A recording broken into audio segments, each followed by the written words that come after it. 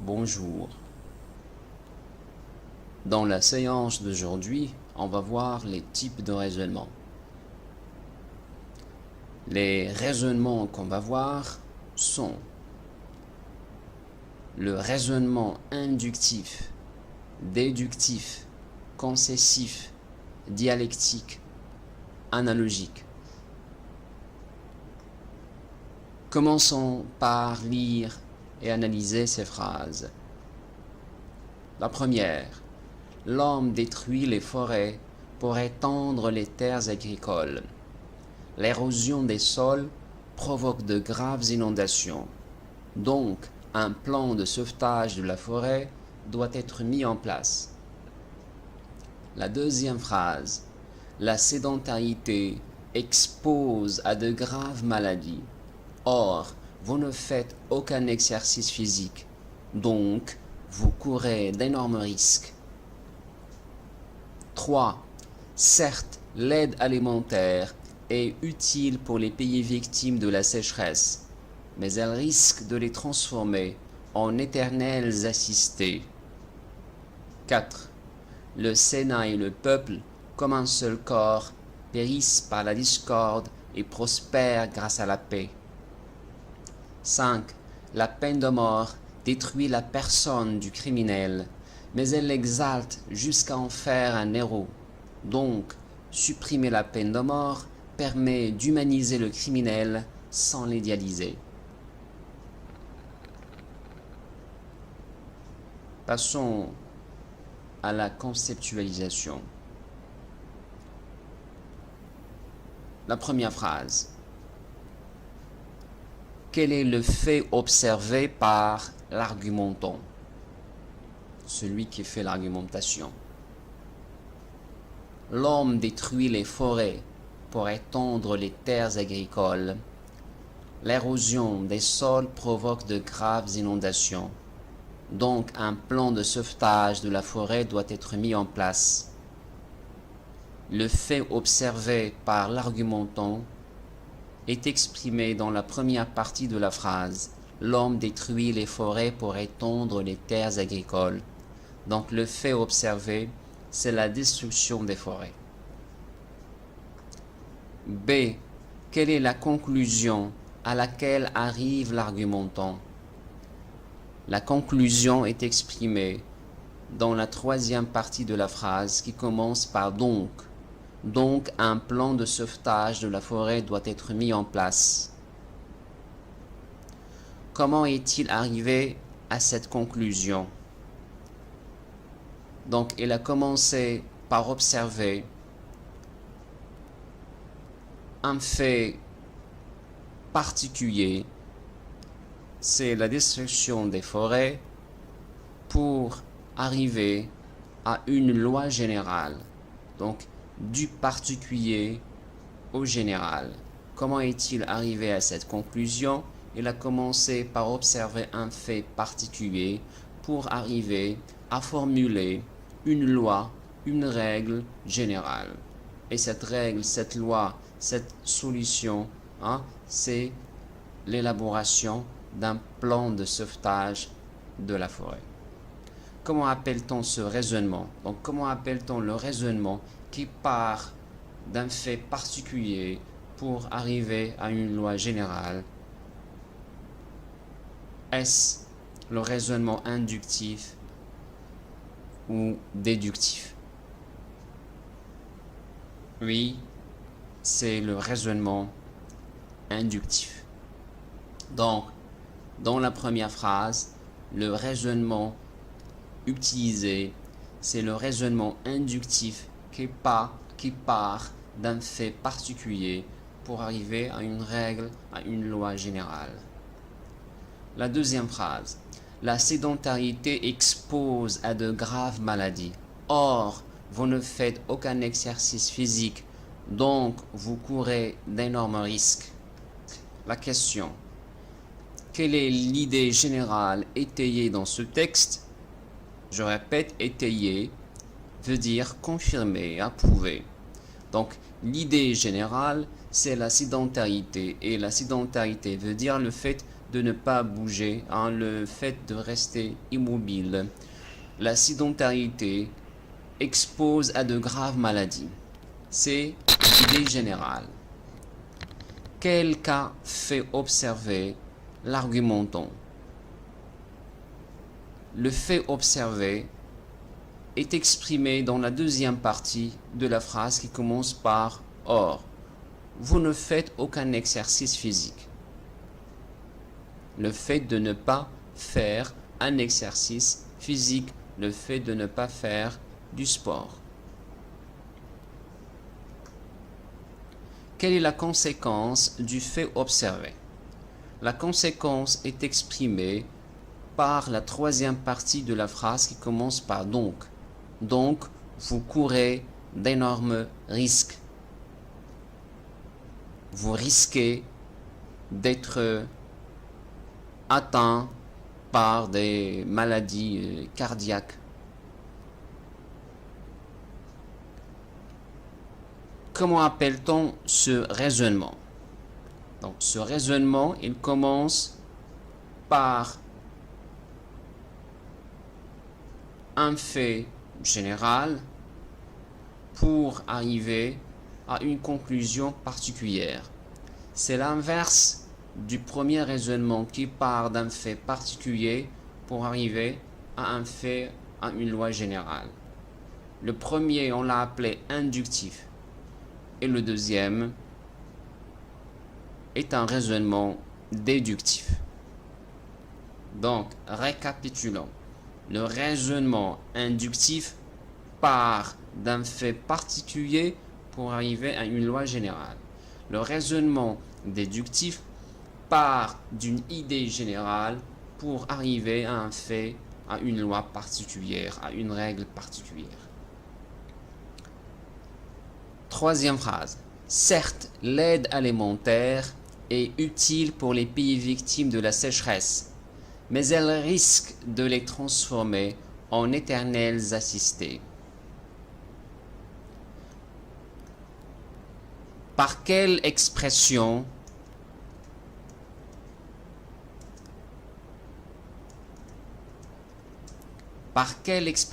commence le texte? Le texte commence par l'expression « certes ».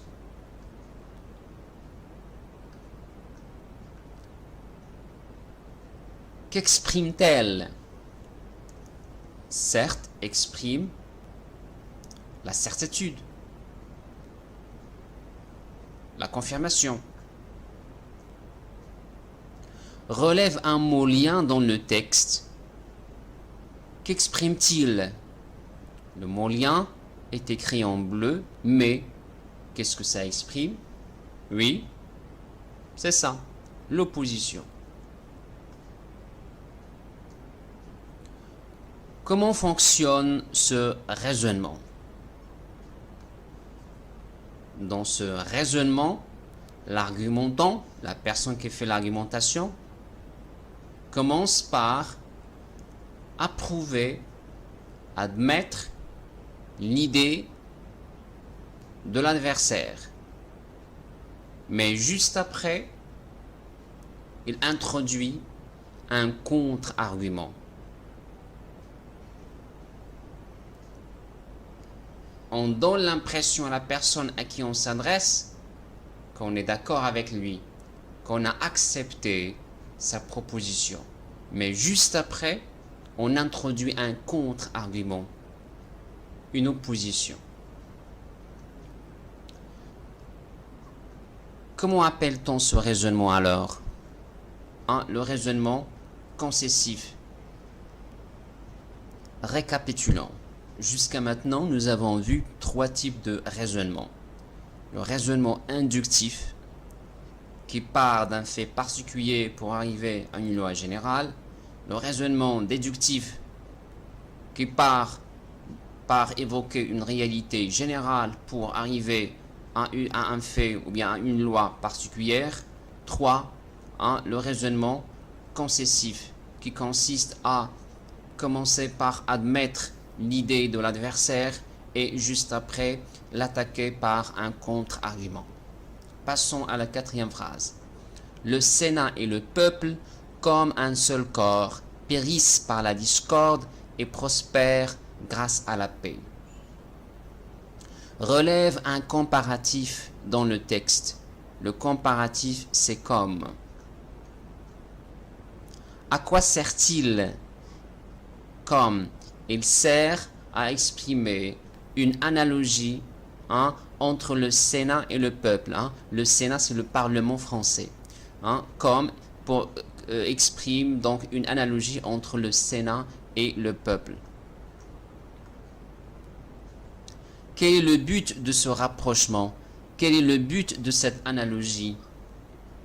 Le but de cette analogie, lisons la phrase, le Sénat et le peuple, comme un seul corps, périssent par la discorde et prospèrent grâce à la paix. Le but, c'est de dire que ce qui s'applique sur le Sénat s'applique aussi sur le peuple et vice-versa. Donc les deux, donc il y a un point commun entre le Sénat, le Parlement français et le peuple. Les deux périssent, le verbe périr, ça veut dire mourir, disparaître par la discorde. La discorde, c'est le désaccord. Et prospère, se développer grâce à la paix.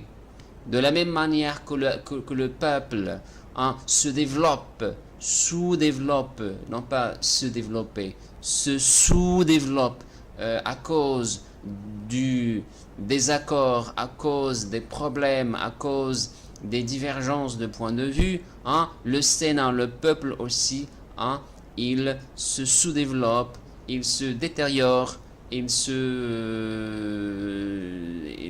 les différentes parties, les différents partis qui le composent, ils se séparent, il y aurait donc une absence d'accord et d'harmonie entre eux.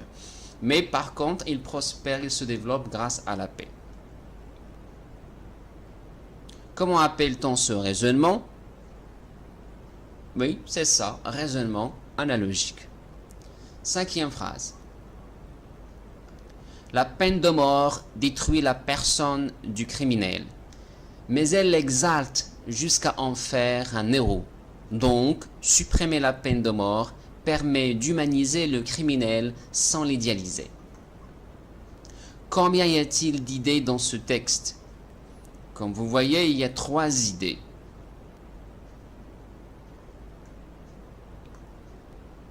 Quel rapport logique entretiennent les 2 premières idées au moyen de quoi? Les 2 premières idées entretiennent un rapport d'opposition par le moyen du mot lien mais qui exprime l'opposition. Qu'exprime la 3e idée? Par quel moyen? La 3e idée exprime une conclusion. Au moyen de quoi? Au moyen de donc. Comment appelle-t-on les 3 idées? Oui, la thèse, l'antithèse et la synthèse. Vous avez déjà deviné de quel raisonnement il s'agit. Oui, il s'agit bel et bien du raisonnement dialectique. Très bien. Donc, nous avons maintenant vu les 5 raisonnements. Inductif du particulier au général, déductif du général au particulier, concessif en fait semblant d'admettre l'idée avant de l'attaquer par un contre-argument dialectique. Donc un raisonnement tripartite, thèse, antithèse, synthèse et analogique exprime une analogie entre 2 réalités pour arriver à une loi commune.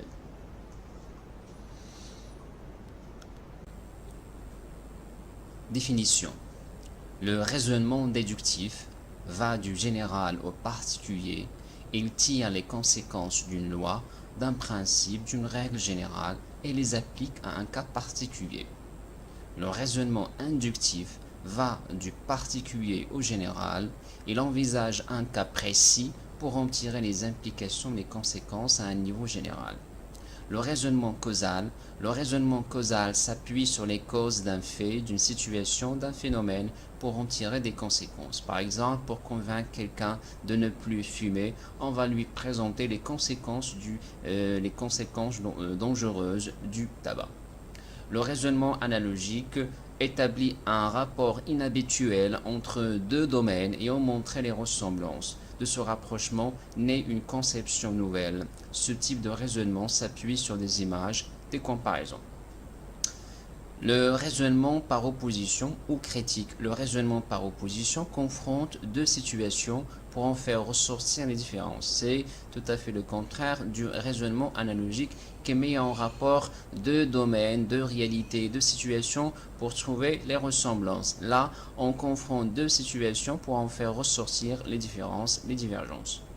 Le raisonnement par l'absurde est une inférence qui s'appuie sur une proposition fausse en visant à prouver la fausseté de la proposition et en tirant des conséquences manifestement fausses. Ça veut dire quoi? Ça veut dire qu'on part d'une hypothèse fausse pour arriver à un résultat faux.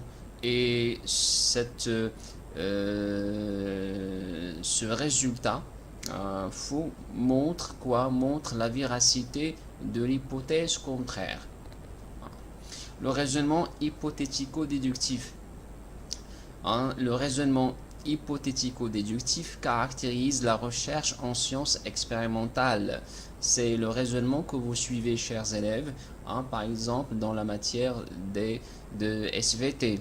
Pour analyser un phénomène quelconque, vous commencez par faire des observations et après les observations, vous passez à la deuxième étape, à savoir la formulation des hypothèses. La troisième étape, vous allez soumettre si ces hypothèses à des expériences et à la fin, vous allez arriver à la conclusion qui consiste soit à confirmer l'hypothèse de départ, soit à l'infirmer. Le raisonnement dialectique consiste à peser les arguments favorables et défavorables à une thèse, donc thèse, antithèse, synthèse. Le raisonnement concessif consiste à admettre en partie, partiellement et non pas totalement, des arguments de la thèse adverse et à leur opposer d'autres arguments.